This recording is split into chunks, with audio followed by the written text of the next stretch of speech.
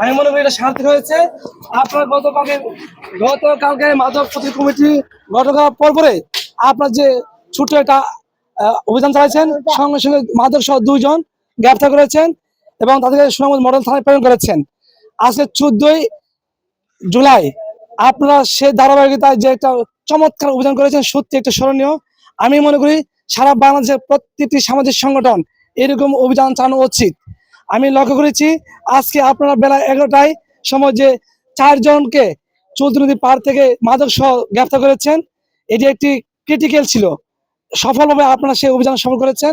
পাশাপাশি থানা থেকে পুলিশ কর্মকর্তা আসার পর তাদেরকে নিয়ে পাড়ায় মহল্লায় বিভিন্ন বাড়িতে যে মাদক সন্দেহপ্রবণ জায়গায় যে মাদকের জন্য অভিযান করেছেন, তল্লাশি করেছেন, এটি একটি মাইল ফলক।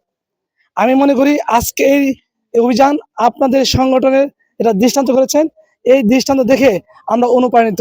আমরা বিভিন্ন সংগঠন আছি, উত্তরপাড়ায় 30টা সংগঠন আছে। আমি অনুরোধ করব আপনারা যার যার অবস্থান থেকে পাড়া মহল্লায় সমাজকে মাদক মুক্ত গড়ে তুলুন, তাহলে সুন্দর দেশ আমাদের সৃষ্টি হবে। ধন্যবাদ সবাইকে।